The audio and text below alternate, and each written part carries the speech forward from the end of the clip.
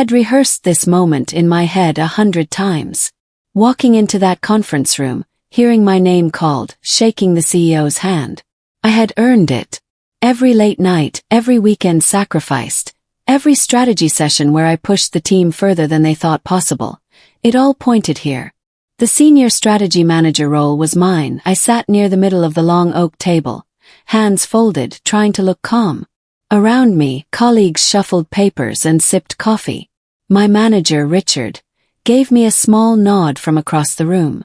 I took that as confirmation. Then CEO Gerald Fitch walked in, straightened his tie, and smiled at the room. "I want to take a moment to recognize exceptional leadership," he said. "The Monarch project was our most complex initiative in 5 years. And the person who drove it to success deserves this promotion." My heart lifted. Vanessa Cole. The air left my lungs. I turned slowly. My sister Vanessa stood up from the far end of the table, buttoning her blazer with a smooth, practiced smile. She walked to the front and shook Gerald's hand like she had been expecting this all along. She probably had, as the room applauded. Vanessa glanced over her shoulder directly at me. Her voice was barely a whisper. "You should have learned not to compete with family." The applause kept going, but to me it sounded hollow, like clapping underwater. I sat completely still while Gerald praised Vanessa's vision and bold strategic thinking. Every word he used was a word someone should have been using about me. Vanessa stood at the front looking polished and confident. She began speaking about the Monarch project, describing the customer segmentation model, the phased rollout timeline, the risk matrix. My segmentation model. My timeline. My risk matrix. I watched my own team. Marcus avoided my eyes. Priya suddenly became very interested in her notepad. Only Daniel, the senior analyst who helped me build the project's data infrastructure, looked at me with something close to an apology in his expression. I glanced around at the senior directors, expecting someone to frown, to question something. Nobody did. After the meeting broke up, colleagues surrounded Vanessa with congratulations. Nobody came to me. One person, a junior coordinator named Ashley, started to approach me but then veered toward the coffee station instead. I walked slowly back to my desk, sat down and opened my laptop. My hands were shaking slightly. Something felt wrong beyond the obvious betrayal. Felt too clean, too prepared. So I opened the shared project drive and clicked into the Monarch presentation file. The document author listed at the bottom was Vanessa Cole. Those were my files. My exact files. I found Vanessa in the small kitchen on our floor around noon. She was pouring sparkling water into a glass, completely relaxed, like the morning had been nothing unusual. "Vanessa." My voice was steady. "We need to talk about what happened." She turned and leaned against the counter, tilting her head slightly. "What about it?" "That was my work. Every strategy, every model, every slide. You know that." She sighed like I was being tiresome. "Elena, the executives needed someone they could trust to deliver. I presented it. I delivered it. You stole it." She didn't flinch. Not even a flicker of guilt crossed her face. That was the part that stunned me most. "Promotion isn't about who works hardest," she said quietly, almost gently. "It's about who plays smarter." She picked up her glass and walked past me. I stood alone in that kitchen for a long moment, replaying her words. The casual confidence in her voice wasn't just arrogance. It was the calm of someone who had planned this carefully. I thought back over the past several weeks. The time she had stopped by my desk, asking innocent questions about the project. The coffee she brought me one afternoon while I was deep in the data models. The weekend she offered to help organize files. She hadn't been helping. She had been studying. I went to HR the following morning. I had barely slept. I sat across from Patricia Wan, our head of human resources, and laid it out clearly. The files, the timeline, the fact that every idea Vanessa presented had originated in my documented work. Patricia listened with a neutral expression. She made notes on a yellow legal pad. Then she said, "Elena, I appreciate you coming to me. But I need to share some context." I paused. "Vanessa already spoke with me and Richard last week. She mentioned you had contributed support work to the project and that you might feel overlooked." The word support landed like a slap. She framed it as me being a helper, I said flatly. She said you collaborated and that tensions might arise. Patricia folded her hands. I'm not dismissing your concerns, but making a formal accusation against a newly promoted senior manager, your sister, without ironclad proof is a significant step. Richard appeared in the doorway then, as if on cue. He stepped in and closed the door softly. Elena, he said, voice careful, I know this feels difficult, but I'd encourage you to be very careful here. Accusing a senior manager could seriously damage your standing in this company. I walked out of that office feeling completely alone. Vanessa had gotten there first and built the narrative before I had even opened my mouth. Within 2 days, the story had spread through the office like smoke. I could feel it in the way conversations paused when I walked into a room. The slight hesitation before people smiled at me. The way lunch tables seemed subtly full whenever I approached. The version circulating was that I was jealous of my sister's promotion, that I had tried to claim credit for a collaborative project. One person, I never found out who, apparently said I had always been difficult to work with. On Wednesday, Vanessa called a team restructuring meeting. She stood at the whiteboard looking every inch the senior manager, reorganizing responsibilities with quiet authority. Elena, she said at the end, voice pleasant, I'm going to have you report directly to me going forward. Given how closely we've worked, it just makes sense for continuity. A few people nodded like this was reasonable. I looked at her steadily. She was smiling, but her eyes were measuring me, watching to see if I would break, argue, or embarrass myself in front of the team. I said nothing. Don't worry, she added, her voice warm and performative for the room's benefit. I'll make sure you're still useful. Some people smiled. I stared at my notebook and wrote down the date and time in the margin. I was already thinking differently. Fighting emotions was getting me nowhere. It was time to think like Vanessa. 3 weeks after the promotion announcement, Vanessa called another department meeting. She walked everyone through a new client retention framework, presenting it with the practiced ease of someone who truly understood it. That I understood it because I had built it. It was an idea I had pitched in a strategy brainstorm 5 months ago. I had even submitted a written proposal to Richard, who had called it interesting but premature. Now Vanessa was presenting it as fresh innovation and receiving a standing ovation from the Director of Client Services. I sat quietly in my chair and did not say a word, but something had shifted inside me that morning. Anger had burned itself down to something cooler and more useful. Clarity. After the meeting, I returned to my desk and opened the project drive again. This time I wasn't looking at the files in panic or confusion.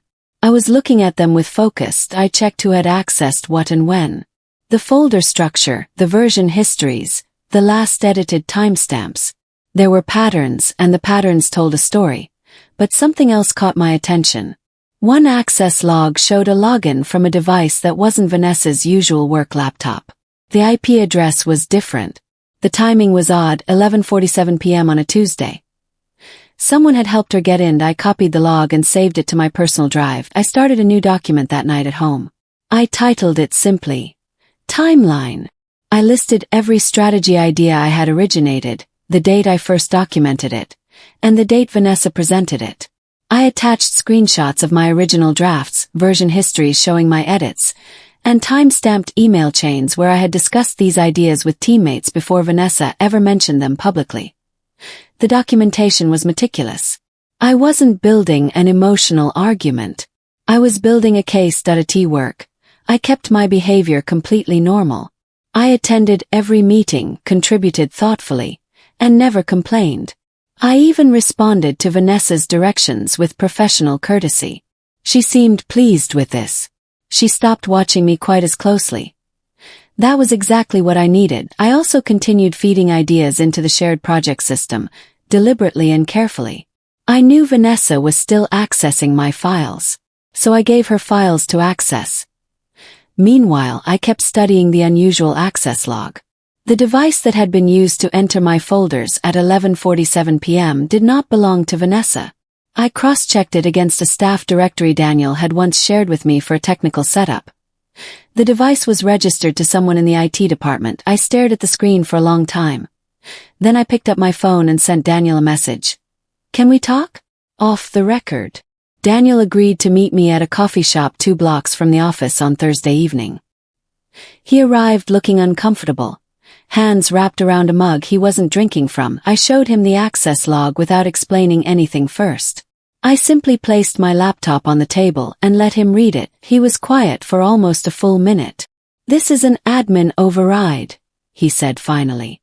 "That means someone with elevated system privileges accessed your folders. Not a normal employee login. Can you find out who?" He rubbed the back of his neck. "I can check the back-end server logs. But Elena, if this goes where I think it goes, it's a serious situation." "I know," I said. He took the log reference numbers and told me to give him 2 days. I trusted Daniel. He was one of the few people in that office who had no social alliance with Vanessa. He cared about systems working correctly. This was precisely the kind of irregularity that would bother him professionally. 2 days later, he sent me a single message. The admin override came from a credential set linked to the CFO's office. "I need to show you something in person." I read the message twice. Then I sat back slowly. The CFO was Mark Dalton. I had seen Mark and Vanessa talking in the lobby a few times.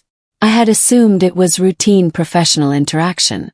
Now I was no longer assuming anything. I spent the weekend quietly researching. I was careful. I didn't ask obvious questions, didn't snoop openly. I just paid attention to things I had previously filed away as unimportant. A colleague had mentioned months ago that Vanessa was seeing someone older. Another had referenced a dinner at an upscale restaurant and mentioned a corporate type. I had not connected those dots at the time. Then I found a company event photo from 6 months ago on the internal intranet. A team dinner for the Q3 milestone.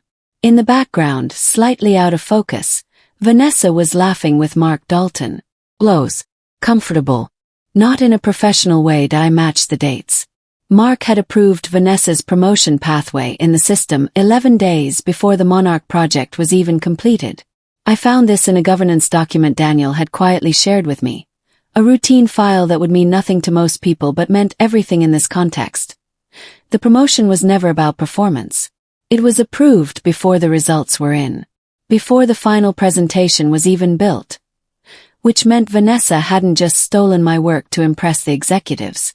She had stolen it because she needed to justify an approval that had already been made. Mark had created the opportunity, and she had filled it with my ideas to make it look legitimate. I sat with that realization for a long time. Then I opened my timeline document and added 3 new pages. Monday morning I arrived at the office early, made coffee, and sat at my desk like any other day. I greeted people in the hallway. I responded to emails promptly. I attended Vanessa's 9 o'clock check-in and took notes. Inside, I was operating on a completely different level. I had made a decision over the weekend. I was not going to expose Vanessa yet. Not because I was afraid, but because doing it now, with emotions still raw and my reputation still bruised, would look exactly like the jealous sister narrative she had already planted. I needed the truth to be undeniable. I needed it to come out in a setting where no one could question it, spin it, or ignore it. That required patience, so instead of fighting, I kept working. I continued placing new strategy ideas into the shared drive. Carefully, deliberately. I knew Vanessa was still accessing them. I could see the access logs refreshing. I was feeding the trap. But this time the ideas I placed in the drive were subtly different. The frameworks looked polished and convincing on the surface. They followed the exact style Vanessa had come to depend on. But buried inside each one were specific strategic errors. Errors that would not be obvious during a presentation but would absolutely surface once implemented. Vanessa had no idea she was no longer stealing my best thinking. She was stealing my bait. The next opportunity came in the 4th week after the promotion. Gerald announced a cross-departmental strategy review. A meeting involving the senior leadership team, the board liaison, and 2 external consultants hired to assess the company's Q4 direction. This was a high-stakes presentation. Exactly the kind of stage Vanessa loved. Sure enough, 3 days before the review, I checked the access logs. My most recent strategy file had been opened from the admin override credentials at 10:22 p.m. Vanessa had taken the bait. I watched her prepare. She was focused, confident, organizing slide decks and rehearsing talking points. She even stopped by my desk once to ask a clarifying question about a metric in the file. I answered helpfully, kept my voice neutral, and smiled. On the day of the review, Vanessa presented with her usual polished delivery. The segmentation adjustments, the Q4 phasing structure, the resource allocation model. All of it drawn from the file I had quietly modified. The senior leadership team nodded along. The board liaison asked a few questions. The external consultant seemed engaged. Gerald closed the meeting by saying, "Excellent strategic thinking, Vanessa. Let's move to implementation." I folded my hands in my lap. The board had approved a strategy built on deliberate errors. The clock had started. IT took 4 weeks for the cracks to appear. The first sign was a budget discrepancy that the finance team flagged during a routine check. The resource allocation model Vanessa had presented contained an internal conflict. 2 departments had been assigned overlapping budget lines, which meant one of them would run short by the 3rd month of Q4. It was exactly the kind of error I had embedded. Then client timelines started slipping. The phased rollout schedule Vanessa had outlined assumed a client onboarding speed that was simply not realistic based on actual historical data. I had subtly inflated those estimates in the file. 2 clients flagged missed milestones within the same week. The executive team began asking questions. Gerald held a closed meeting with the senior directors. Voices in the hallway were tighter, faster. The calm confidence that had followed Vanessa's presentation was evaporating. I watched all of this without saying anything. I did my work. I responded to requests. I helped my team navigate the parts of the project that still functioned correctly. Then, in the 3rd week of the Q4 implementation, Richard called an emergency meeting. Everyone filed into the main conference room with worried faces. Before the meeting started, I heard Vanessa speaking quietly to one of the directors near the door. I caught only part of it. "Elena was responsible for the support data," she said. "If anything is off, that's where to look." I opened my notebook and clicked my pen. The crisis meeting was tense from the first minute. Richard stood at the whiteboard listing the failures. The budget conflict, the missed client milestones, the forecast gaps. Gerald sat at the end of the table looking like a man who had made an expensive mistake, and was only now realizing it. Vanessa spoke early. Her voice was steady and composed, but I had learned to read the subtle tension in her jaw when she was managing damage. "I want to be transparent," she said. "Some of the underlying data inputs for the Q4 strategy came from support work done by my team. Specifically, Elena handled key sections of the research base." Several heads turned toward me. I felt the familiar pull to defend myself immediately, to get emotional, to argue. I let that feeling pass through me like wine through an open door. Instead, I opened my laptop calmly and turned the screen toward Richard. "I do want to clarify the timeline," I said. "I have the version history for every strategy document presented in the Q4 review. Each file shows authorship, edit dates, and access logs." I pulled up the documentation clearly. Vanessa authored the final presentation. These are her edits, her uploads, her submission timestamp. The room shifted. Vanessa's expression flickered. She recovered quickly and laughed softly. "Those logs can be manipulated. Everyone knows that." I nodded slowly and closed my laptop.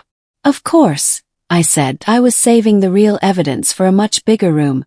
That evening, Daniel messaged me again. He wanted to meet. Same coffee shop, same corner table. When I arrived, he already had his laptop open. His expression was different this time. Not uncomfortable, but grave. "I kept digging," he said. "What I found goes way past your files, Elena." He turned the screen toward me. It was a compiled log showing file access patterns across multiple employee accounts over the past 8 months. Names I recognized. Projects I remembered hearing about in passing. The Henderson client rebrand, the operations efficiency study, the new product launch framework. All of them showed the same admin override credential appearing in their access histories. All of them had been projects where Vanessa had received some form of credit or recognition. "It's not just you," Daniel said quietly. "She's been doing this to at least 5 other employees." Sat back. "And all of them through Mark's override credentials." He nodded. "Every single access came through the same executive credentials. Some of these projects involved budget approvals worth millions." The picture was now complete. This was not just a personal betrayal. Vanessa and Mark had built a system, a quiet, sustained pattern of manipulation that had affected the entire organization. I looked at Daniel steadily. "Will you document this formally?" He took a slow breath. "I already started." 2 days later, I was in the small records room off the second floor, printing backup copies of the timeline document, when Vanessa walked in. She didn't know I was there. She was on her phone, walking slowly, voice low. I stayed completely still behind the tall shelving unit. "It doesn't matter whose work it is," she said into the phone. Her voice had none of the professional warmth she performed for the office. It was flat and direct. "As long as the right person presents it, that's who gets promoted." A pause. "Mark handled the approval side. That audit review last quarter. He bypassed it. Nobody checks those logs unless there's an active investigation." Another pause. She laughed softly. "Who cares whose work it is? As long as I get promoted." She walked back out. The door clicked shut behind her. I stood completely still for a moment. Then I looked down at the phone in my hand. The voice recorder app was still running. I had opened it reflexively when she walked in. An instinct I had developed over weeks of careful documentation. I stopped the recording. Checked the audio. Her voice came through clearly. I saved 3 copies to 3 different locations immediately. My phone, my personal email, and a cloud account Vanessa had no knowledge of. My hands were steady. The board review was scheduled for Thursday. It was framed as an internal performance assessment, a response to the Q4 failures. Gerald had requested a full account of what went wrong, who was responsible, and what the financial damage looked like. Vanessa spent the 2 days before it in back-to-back prep sessions with Mark. I could see them through the glass wall of the large conference room, working through slides, their body language close and coordinated. I spent those same 2 days completely quiet. I organized every piece of documentation into a clean, logical order. I reviewed the timeline document one final time. I made sure Daniel's compiled access logs were formatted clearly. I listened to the recording 3 times to confirm the audio quality. On Wednesday evening, Daniel sent me a message. "IT audit records are finalized. 22 instances of admin credential override across 9 projects. Dollar value of affected investment decisions. Approximately 4.3 million. I read the figure twice. Then, at 9:47 p.m., my phone buzzed with a message from an unknown number. I almost ignored it. Then I opened IT. IT said simply, "I know what Vanessa and Mark have been doing. I'm ready to talk." Someone who was also affected. I stared at the screen. Then Daniel messaged again. 4 words. "Elena, it's time." Thursday arrived gray and cool. I dressed carefully, deliberately. I carried my laptop bag and a slim folder containing printed backup copies of everything. The board review was held in the main executive conference room, the largest in the building, with a long glass table, 14 chairs, and a wall-mounted screen at the far end. Gerald sat at the head. 3 board directors were present. 2 senior directors from operations and finance flanked them. Richard sat near the middle. Vanessa arrived 2 minutes before the meeting and took a seat near the front, facing the screen. Mark sat at the opposite end from Gerald, scrolling through his phone. I sat quietly near the side of the room. Vanessa opened the meeting by presenting a summary of the Q4 failures. Her framing was smooth and structured. She outlined the gaps in execution, the data misalignments, the timeline issues, and each time she explained a root cause, she referenced inconsistencies in the research phase or errors in the supporting analysis. She never said my name directly. She didn't need to. Then she looked at me and said clearly, "I believe some of the foundational strategy documents may have been compromised at the research level. I'd recommend the board look into the work done before my involvement."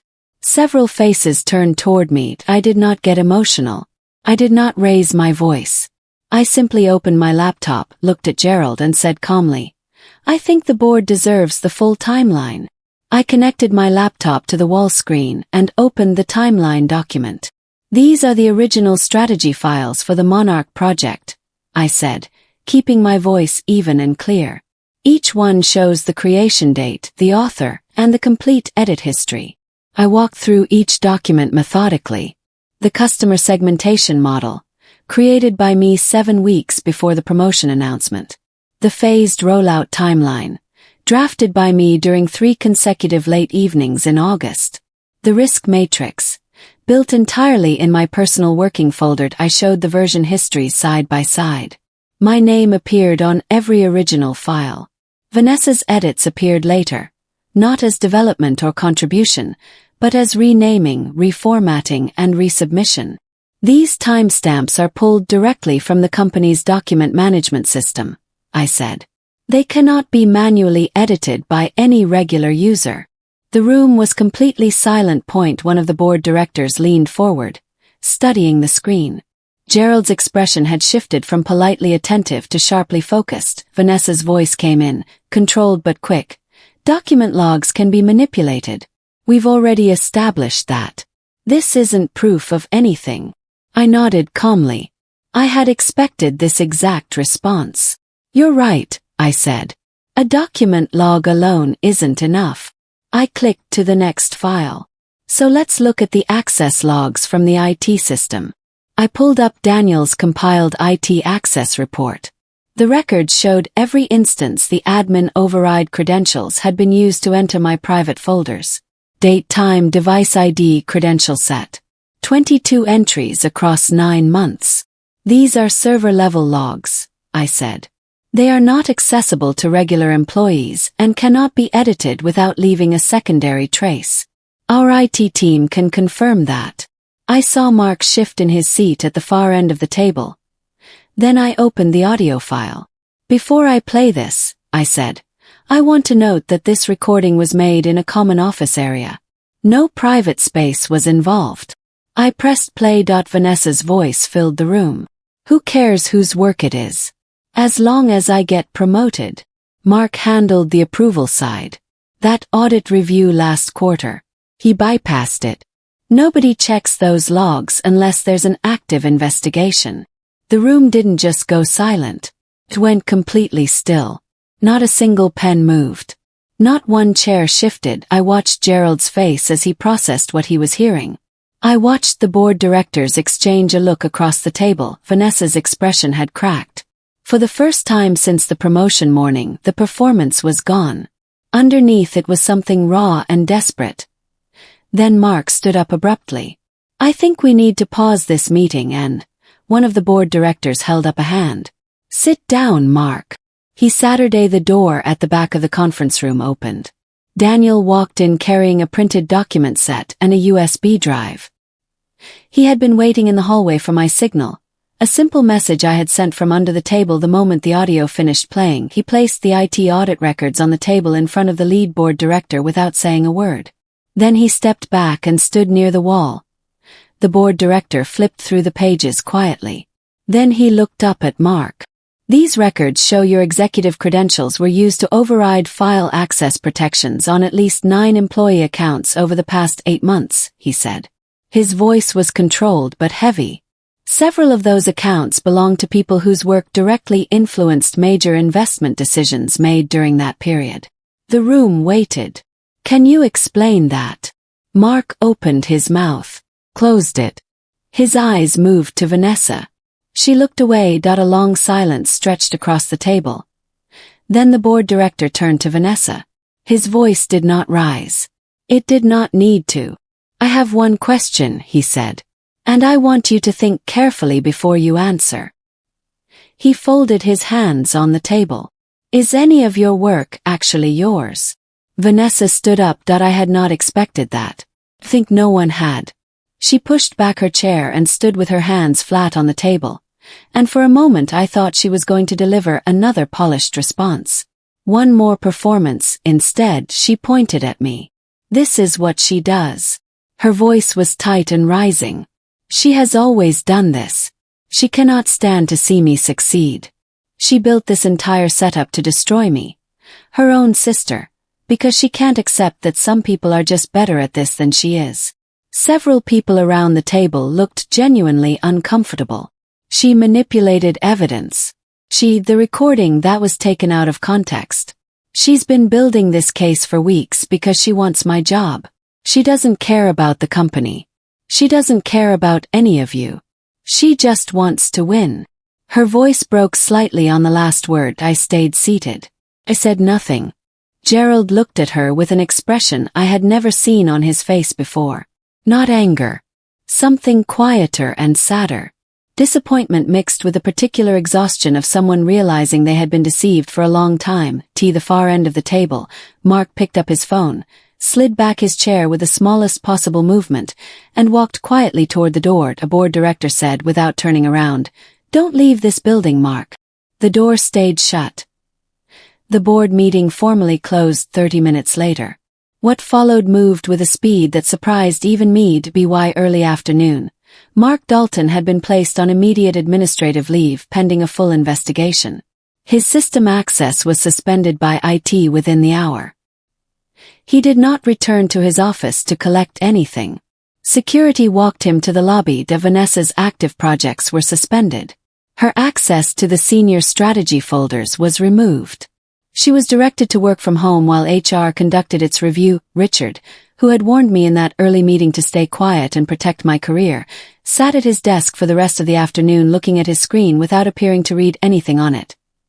I returned to my own desk after the meeting and answered 3 emails, replied to a client query, and drank the rest of a lukewarm coffee. 4:15. My phone buzzed. It was a message from Gerald's executive assistant.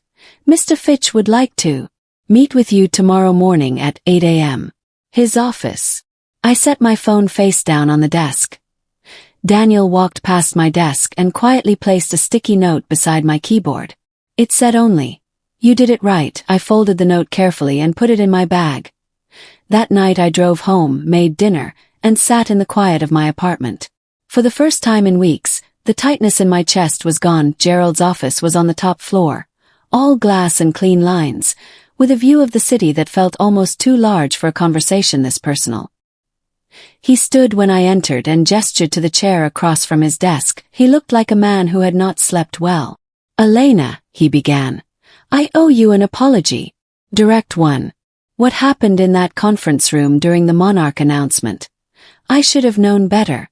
The investigation is confirming things that should have been visible much earlier, and I was not paying the right kind of attention."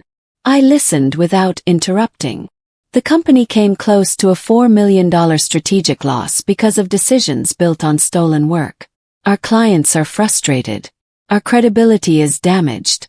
And you, someone who gave years of genuine effort to this organization, were publicly diminished and then asked to simply accept it.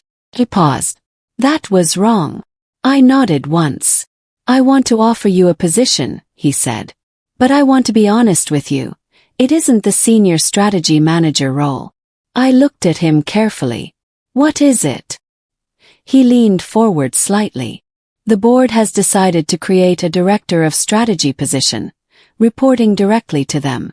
Oversight of the entire strategy function, with authority to restructure how we develop and protect intellectual work internally." He held my gaze. "We'd like that to be you." The investigation concluded in 11 business days. The findings were formal and detailed. Mark Dalton had used executive system privileges to access the private work files of 9 employees across 3 departments. He had shared that access with Vanessa on at least 14 confirmed occasions. Several strategic decisions worth a combined $4.3 million had been influenced by work that was not credited to its true authors. Mark resigned before the company could move to formal termination proceedings. He released a brief statement through his attorney that said nothing meaningful. His name disappeared from the company directory by end of day. Vanessa's termination was confirmed on a Wednesday. I was not in the building when it happened. Char managed it quietly. I heard later from a colleague that she had left without incident, carrying a single box. No dramatic exit. 6 other employees whose work had been used without credit were formally acknowledged by the board. Some received financial adjustments. All received written recognition in their permanent records. MY Director of Strategy appointment was announced company-wide that Friday. The email from Gerald used words like integrity, foundational contribution, and long overdue recognition. My inbox filled within the hour. Daniel sent me a single message. A small thumbs-up emoji. That was enough. That evening, as I was packing up to leave, I heard footsteps stop outside my office door. I turned around. It was Vanessa. She looked smaller than I had ever seen her. No blazer. No practiced expression. Just my sister, standing in a doorway she no longer had any professional reason to stand in. "I don't expect anything from you," she said. Her voice was quiet and unsteady. I needed to say it to your face." I waited. "I'm sorry, Elena." There was a long silence between us. Not uncomfortable, but real. "You could have exposed me earlier," she continued. "You could have made it ugly. You could have gone to the press or HR or just told everyone in the office what you knew. You didn't." "No," I agreed. "I didn't." "Why not?" I thought about that for a moment. "Because I wanted the truth to be clear. Not just loud." She looked down. I could see her processing that. "I built everything I had on your work," she said softly. "And I told myself it was strategy. That it was just how the game was played." He paused. "It wasn't strategy. It was theft. And I took it from my own sister." I looked at her for a long moment. There was genuine pain in her face. I was not going to pretend the damage wasn't real, or that trust could be rebuilt overnight.